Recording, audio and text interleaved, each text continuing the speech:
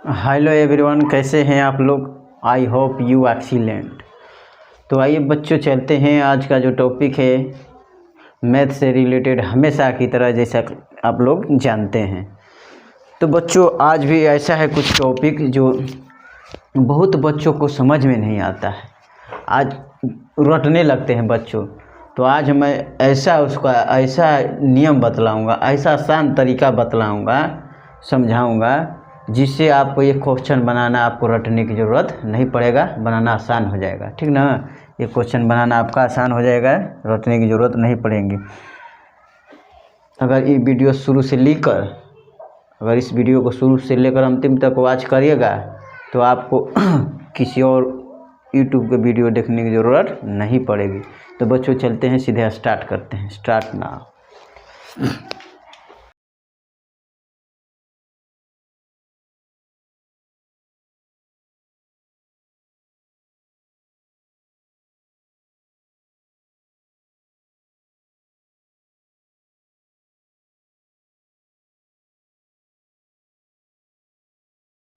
और क्वेश्चन में और आगे है, क्या है पॉइंट, कि जहाँ क्यू कोई पूर्णांक है। क्या है? पूर्णांक है। ठीक है ना, वहाँ तक आप लोग, ये इतना क्वेश्चन है। ठीक ना बच्चों, क्वेश्चन को ध्यान से देखिएगा आप लोग। ठीक है ना, इसमें क्या होता है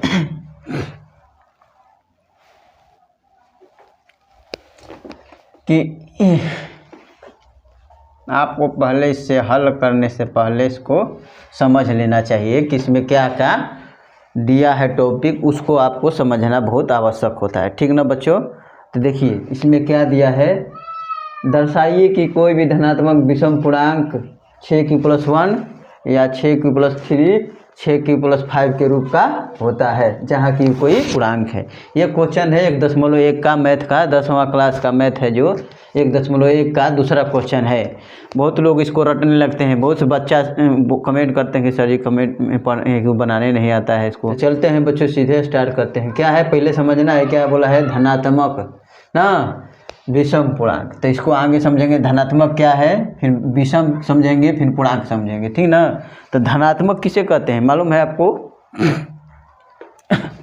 धनात्मक उसे कहते हैं जैसे प्लस के 3 है, प्लस के 4 है, 3 है 4 है, 2 है, प्लस में है, और नहीं भी है तो प्लस में है। इसको बोलते हैं हम लोग का धनात्मक। क्या बोलते हैं? धनात्मक। ठीक ना, इसमें जिसमें माइनस लगा हो, ठीक ना, उसे बोलते हैं ऋणात्मक। ठीक ना, समझ गए आप लोग। प्लस के नंबरों को धनात्मक कहेंगे और माइनस के नंबरों को ऋणात्मक कहेंगे। समझे ना, यहाँ बात समझ ली। अब विषम क्या है, इधर समझिए। विषम क्या है, विषम समझिए पहले। विषम क्या है, देखिए, जो 2 से पूर्णतः विभाजित न हो, 2 से पूर्णतः विभाजित न हो, उसे हम लोग क्या कहेंगे? विषम संख्या। वो सी संख्या जो 2 से पूर्णतः विभाजित न हो। जैसे 7 ले लेते हैं, 2 से कटाएंगे, 2 3 6, ठीक है। कहाँ कटा? नहीं ना कटा, पूर्णतः विभाजित नहीं हुआ, इसलिए। जैसे समझ रहे हैं, 8 है, 8 को 2 से कटाते हैं, ठीक ना। 8 को अगर 2 से कटाएंगे तो 2 चौका 8, कट गया ना। तो 8 क्या है? सम पूर्णांक है, मतलब सम संख्या है। ठीक ना।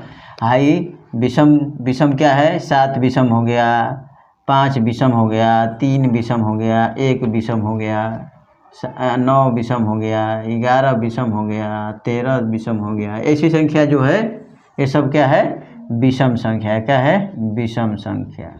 ठीक ना बच्चों। क्यों विषम संख्या है? क्योंकि ये 2 से विभाजित पूर्ण रूप से नहीं होंगे। ठीक ना, जो पूर्ण रूपी से पूरा तरह 2 से विभाजित हो जाए उसे कहते हैं सम संख्या।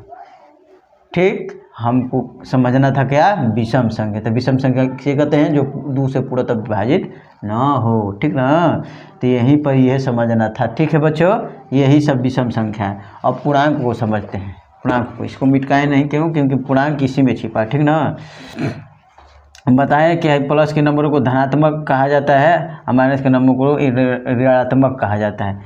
तो इसी को नंबरों को फिर भी पूर्णांक कहते हैं, ठीक ना। इसी नंबरों को भी पूर्णांक कहते हैं, जैसे 0, 1, 2, 3, 4, 5 ऐसे लगातार डॉट डॉट चलता रहता है। ये प्लस के इधर 1, माइनस के 2, माइनस के 3, ठीक ना, माइनस के 4, माइनस के 5, ये भी डॉट डॉट डॉट चलते रहेगा, ठीक ना। ऐसी संख्याओं को हम लोग, ऋणात्मक और धनात्मक संख्याओं को हम लोग क्या मिलाकर क्या कहते हैं, उसे पूर्णांक कहते हैं, ठीक ना।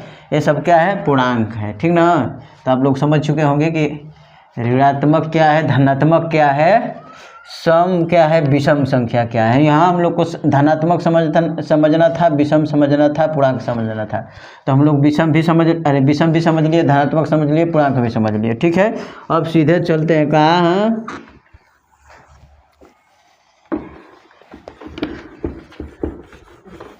क्वेश्चन पे, क्या है, अब सीधे क्वेश्चन बनाते हैं, ठीक ना। चलिए बच्चे चलते हैं सीधे क्वेश्चन पे। तो क्वेश्चन क्या बोला है बच्चे, पहले ध्यानपूर्वक फिर से पढ़ लीजिए, ठीक ना। तो क्या है, दर्शाइए कोई भी धनात्मक विषम पूर्णांक 6q+1, 6q+3 या 6q+5 के रूप का होता है, ठीक ना। तो इससे पहले हम 1.1 जब पढ़ाए हैं, वीडियो है, आपको डिस्क्रिप्शन बॉक्स में लिंक दे दूंगा, आपको जाकर उस वीडियो को देख लीजिएगा कि क्या है यूक्लिड विभाजन प्रमेयिका क्या है, ठीक ना। यूक्लिड विभाजन प्रमेयिका का यहाँ प्रयोग होगा, ठीक ना। तो यहाँ पर आपको समझना होगा कि यहाँ पे क्या हम लोग को कहना होगा कि यूक्लिड विभाजन प्रमेयिका, यूक्लिड विभाजन प्रमेयिका फिर से समझा देते हैं। यूक्लिड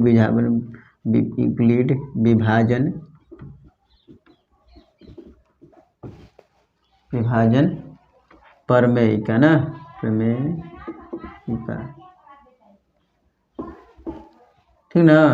क्या है प्रमेयिका, A बराबर BQ+R, ठीक ना, जहाँ 0 R B, समझे, इसको नहीं समझ में आया। ये है यूक्लिड विभाजन प्रमेयिका, इसी पर हम लोग बहुत सारे HCF LCM सब ज्ञात किए हैं, और यहाँ पर ये समझना जरूरी है, ठीक ना। ये जो 0 है, इसका मतलब होता है 0 है ना, इधर है तो बड़ा है, R बड़ा होता है ना, 0 भी होता है, 0 से बड़ा भी होता है, ठीक ना R, लेकिन B से हमेशा क्या रहेगा, छोटा रहेगा, ठीक ना। सबसे बड़ा B रहता है। जैसे में 6 है, ले लो 2 से भाग और देते हैं 6, घट गया 0, ठीक ना। यहाँ पर समझ लीजिए, इसको A बोलते थे, इसको B बोलते हैं, इसको Q बोलते हैं, इसको R बोलते हैं, ठीक ना। तो यहाँ पर R देखिए है, B है ना, B से छोटा है कि नहीं, R छोटा है ना। तो इसीलिए कभी भी रहेगा जो ना R का मान हमेशा B से छोटा रहेगा, इसीलिए 0 भी हो सकता है, R का मान 0 है ना, 0 भी हो सकता है, 0 से ऊपर भी हो सकता है ना, लेकिन R से ज़्यादा का छोटा रहेगा, R से हमेशा, और R जो किससे छोटा रहेगा, B से, ठीक ना। ठीक है, R जो है 0 भी हो सकता है, 0 से बड़ा भी हो सकता है, ठीक ना, हर चीज़ हो सकता है, लेकिन जाके B से हमेशा भी क्या रहेगा, छोटा रहेगा। तो B क्या है, क्या ये B से हमेशा छोटा रहेगा। जैसे 9 ले लीजिए भाई, 3 है, 9 है, 3 लिखे 9, कट गया 0, ठीक ना। 12 ले लिए, 6 ले लिए, ठीक ना, 2 से काट रहे हैं, 2 6 के 12, ठीक ना, 12 घट गया, क्या है, ठीक ना, ऊपर उतरा 6, ठीक ना, 6, तो 6 क्या है, अब यहाँ पर देखिए 6 है, 2 3, क्या 2 3 6, क्या करेगा, हमेशा ये आएगा, ठीक ना। अच्छा, ये इसको नहीं लेना चाहते हैं तो 2 को 7 से करिए भगा, 2 3 6, एक घट गया, यार है ना, है बी है, तो क्या है, बी बड़ा है कि नहीं, हमेशा बड़ा रहेगा, ये बात है, ठीक ना। यहाँ बी हमेशा R से बड़ा रहेगा, लेकिन R 0 भी हो सकता है, 0 के बराबर भी है और 0 से बड़ा भी है, ठीक ना। ठीक है, यहाँ तक समझ लिए। लेकिन बी से हमेशा क्या रहेगा? छोटा। तो यूक्लिड विभाजन समझे ना। यहाँ हम लोग क्या लिखेंगे पहले समझ लीजिए। तो इसको हटा देते हैं, मिटा देते हैं। अब इसको पहले क्या करते हैं, पहले लिखते हैं हल में क्या लिखेंगे? माना। कहाँ लिखेंगे? माना। माना का माना ए कोई धनात्मक पूर्णांक है। क्या है? धनात्मक। ये कोई धनात्मक पूर्णांक है, ठीक ना। ये कोई धनात्मक पूर्णांक है। तो हम लोग अब क्या करेंगे भाई? अब धनात्मक पूर्णांक तो इसको मान लिए, ठीक ना। अब इस क्वेश्चन को बनाना है आपको। यहाँ पर हमने अभी समझाया था आप लोग को क्या, ए बराबर बी क्यू प्लस आर, ठीक ना। B Q plus R. तो समझिए हमको यहाँ पे बी दिख रहा है, ठीक ना। बी क्यू प्लस आर दिख रहा है। क्या दिख रहा है? B Q plus R. तो बी क्या है? 6 है। बी के जगह पे क्या है? 6 है। और प्लस प्लस आर के जगह पे 1 है, 2 है। आर तो बदलते जा रहा है, लेकिन बी के जगह, बी के स्थान पर हमेशा 6 बना है। इसलिए हम लोग क्या लिखेंगे? तो बी बराबर क्या हो जाएगा? 6 हो जाएगा। बी बराबर 6 है, ठीक। अब लोग हम क्या करेंगे? अब यूक्लिड विभाजक प्रमेय का काफ़ी अब से प्रयोग चालू करेंगे, ठीक ना। अब यहीं से शुरू होगा। तो क्या लिखेंगे? यहाँ पे लिखेंगे यूक्लिड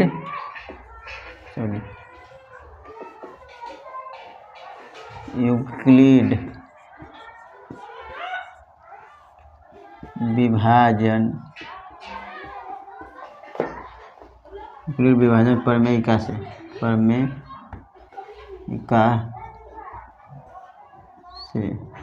ठीक है। यहाँ तक आप लोग को समझ लेना होगा। यूक्लिड विभाजन जो अभी समझाए हैं, ए बराबर बी क्यू प्लस आर, उसी को यहाँ पर लिखना है, ठीक ना। यूक्लिड विभाजन अभी बताए हैं, ए बराबर बी क्यू प्लस आर, ठीक ना। ए बराबर बी क्यू प्लस आर। तो इस पर हम लोग को समझ में अब क्या आ रहा है और क्या बतलाए थे यहाँ पे? पूरा लिख लेते हैं सूत्र को। यहाँ जीरो क्या है? छोटा भी है, बराबर भी है। किसी से? आर से। आर से बराबर भी है, लेकिन छोटा भी है, ठीक ना। आर के बराबर भी आ सकता है, जीरो भी आ सकता है, और उससे बड़ा भी आ सकता है। अब इससे बड़ा कौन हो है? बी है। क्या है? बी, ठीक ना। सबसे बड़ा बी है, ठीक है। बी से हमेशा आर छोटा रहेगा, ठीक ना। वही बात बतलाए थे कई इस तरह करके। बी है, आर है ना। तो छोटा है ना हमेशा, इसीलिए बी हमेशा का रहेगा, अरे आर का रहेगा हमेशा बी से छोटा रहेगा, ठीक है। जीरो भी हो सकता है। यहाँ पर यही बात कंडीशन को लिख देना है। तो यहाँ पर लिख देने के बाद हम लोग क्या करेंगे? ए बराबर बी के जगह पर क्या लिखेंगे? क्या लिखेंगे? बी के जगह पर 6 रखेंगे, ठीक है ना। और क्यू का क्यू प्लस आर का आर, ठीक ना। यहाँ पे रख दिए। इसको भी इस तरह, जीरो तो जीरो है, जीरो के बराबर आर हो सकता है, और जीरो से बड़ा भी, ठीक ना। आर का मान नहीं दिया है बढ़िया से, मतलब समझ रहे हैं ना, बदला हुआ है। अब बी का मान 6 है, बी का मान माने हैं 6, यहाँ पे 6 लिख देंगे कागज में 6, ठीक है। यहाँ तक समझ गए आप लोग। अब क्या करना है यहाँ पे? अब हम लोग को यहाँ पे समझना है कि यहाँ जीरो आर का जो है वैल्यू जीरो भी हो सकता है, जीरो से लेके, मतलब जीरो से भी लेके चालू होगा। अब जीरो से लेके कितना हो सकता है? 5 तक। 6 क्यों नहीं होगा? क्योंकि बी 6 है। क्यों नहीं आर 6 हो सकता है? क्योंकि बी, आर हमेशा बी से डरता है, मतलब छोटा रहता है, ठीक ना। बी भागा देकर समझे ना, है 2 3 6 तो कट गया, 0 बचेगा। तो आर का मान 0 हो गया, बी है तो बी क्या है? हमेशा बड़ा है। आर हमेशा बी से छोटा रहेगा। यह बात यहाँ पर समझना है। तो हम लोग को अब यहाँ पे एक और बॉक्स बना के लिख लेना होगा कि आर का वैल्यूज कितना हो सकता है, हम लोग आर का मान कितना, आर बराबर लिख सकते हैं 0 1 2 3 4 और 5, इतना। 6 क्यों नहीं लिखे, क्योंकि 6 खुद है बड़ा है, मतलब 6 हो गया, तो 6 से कम रहेगा आर का मान, समझ रहे हैं ना। हमेशा आर से बी से कम रहेगा आर का मान, हमेशा डरता है आर बी से, ठीक ना। यहाँ तक आप लोग समझिए, एक बॉक्स बना दिए। अब हम लोग क्या करेंगे, इतना को हम क्या करेंगे, इसको हम मान लेते हैं, इधर जगह नहीं है, इधर समीकरण 1 क्या मानते हैं, समीकरण 1, इसको मान लेते हैं समीकरण 1, ठीक ना। यहाँ तक समझ गए आप लोग। अब क्या करना है, समीकरण जब 1 मान दिए तो बारी बारी इसको, कभी समीकरण 1 में 0 का मान रखे, फिर दोबारा 1 के, फिर तिबारा वगैरह सब 1 का मान रखते हुए समीकरण 1 में इसको सबको सॉल्व कर देना है, ठीक है ना। तो यहाँ पर लिखेंगे हम लोग समीकरण 1 में r बराबर 0 रखने पर, ठीक ना, रखने पर हो गया। तो भैया समीकरण 1 क्या है, a बराबर है 6q प्लस r कितना है, r 0 लेंगे शुरू ले, ठीक ना, 0 माने हैं। तब यहाँ पर देखिए बराबर 6 में 0 जोड़ेगा तो कितना होगा, 6 आएगा, 6q, तो 6 क्या है, 2 से कटेगा कि नहीं, अभी ना सम विषम समझाए कि सम है कि विषम है, 2 से काटिए तो 2 पूरा तब बीजाबी 6 होगा कि नहीं, 6 2 से विभाजित होगा कि नहीं, पूर्ण रूप से एकदम विभाजित होगा, कट गया, तो इसी को कहते हैं सम संख्या। तो ये क्या हो जाएगा, सम पूर्णांक, इसको क्या बोलेंगे, सम पूर्णांक, सम पूर्णांक, ठीक ना बच्चे। अब सम पूर्णांक इसको बोलते हैं। अब अगला चलते हैं फिर इसी तरह, अब लिखते हैं आर बराबर 0 के बाद अब 1 लेंगे, कर लेंगे 1, ठीक ना, आर बराबर 1 समीकरण 1 में रखने पर, ठीक ना, दिख रहा होगा आपको, ठीक ना। यहाँ पर क्या करेंगे हम लोग, अब आर का मान रखेंगे, ठीक ना, अरे आर का मान क्या लिखेंगे, 1 रखेंगे, ठीक है, तो आर का मान 1 रखेंगे। तो पहले समीकरण 1 लिख लेते हैं, ए बराबर क्या है, ए बराबर 6q प्लस आर का मान कितना है, 1 रखेंगे, ठीक ना। तो यहाँ पे अब जोड़िए, 6 एक साथ होगा, ठीक ना, 7q, तो 7 क्या है, विषम पूर्णांक है, क्या है, विषम पूर्णांक है, ठीक ना, विषम पूर्णांक,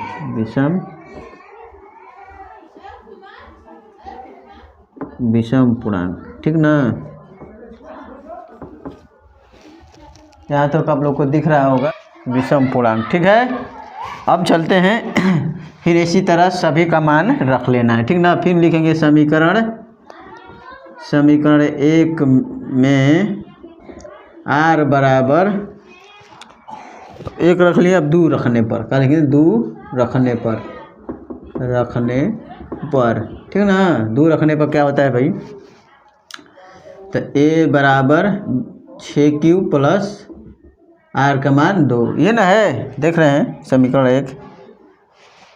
1 सॉरी ये है, ठीक ना। यहाँ पर आप लोग देख रहे होंगे।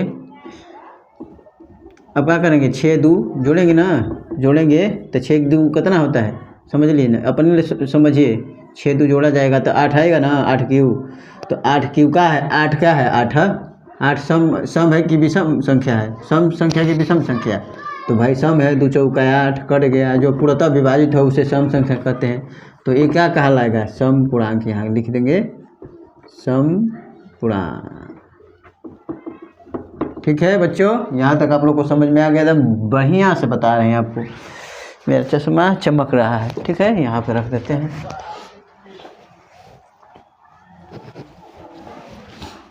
ये क्या है, अब समीकरण में 1 में 3 का मान रखेंगे, ठीक है, यहाँ 3 का मान समीकरण 1 में, तो वही बात लिखेंगे समीकरण 1 में r बराबर 3 रखने पर, क्या r बराबर 3 रखने पर, तो r बराबर 3 लिखिए रखिए। a बराबर बी क्यू नहीं 6 क्यू है, समीकरण 1 6 क्यू प्लस r का मान कितना माने हैं 3, तो यहाँ लिखेंगे 3, तो भाई 6 3 कितना होगा 9 क्यू होगा ना। तो भाई 9 क्यू क्या है, 9 क्यू क्या है, विषम है भाई, क्योंकि 2 से पूर्णतः विभाजित नहीं होगा। 9 विभाजित होगा 2 से, 2 चौके 8, घट गया, नहीं कटा, नहीं विभाजित हुआ, ठीक ना। तो हम लोग क्या लिखेंगे विषम, क्या लिखेंगे विषम पूर्णांक, ठीक ना।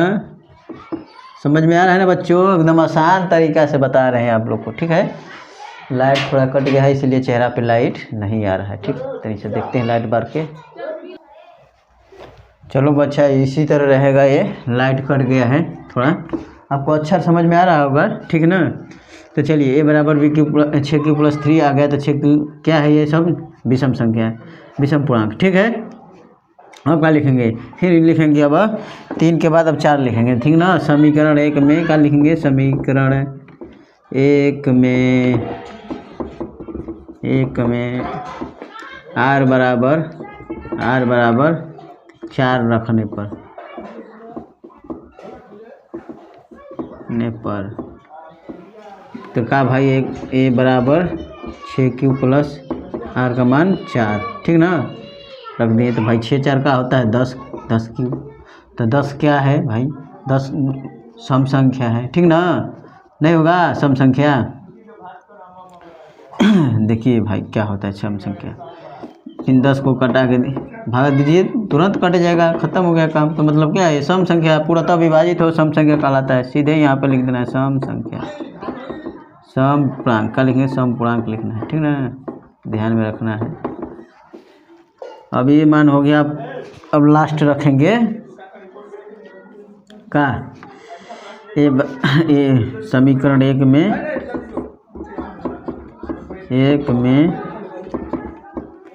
r बराबर 5 रखने पर, ठीक ना, रखने पर, ठीक है, आपको दिखाई दे रहा होगा उम्मीद करता हूँ। चलिए तो क्या है बात, ओ 5 रखिए भाई, a बराबर 6 क्यू प्लस r का 5, 6 5 क्या है 11 होगा, 11 क्या है विषम संख्या, इसीलिए क्या हो जाएगा विषम पूर्णांक, क्या हो जाएगा विषम पूर्णांक, ठीक ना।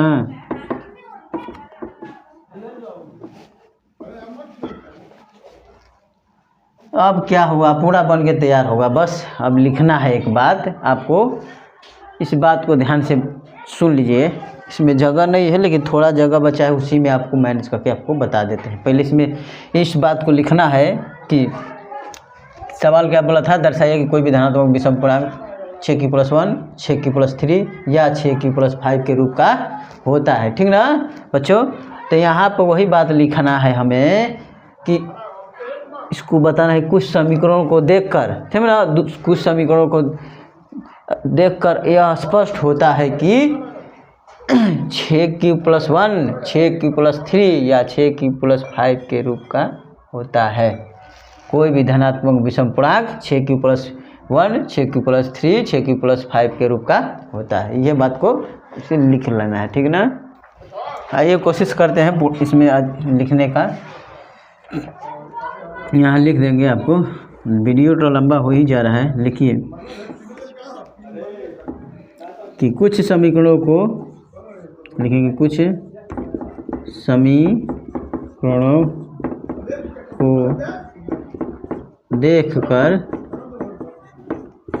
देखकर यह स्पष्ट होता है कि कोई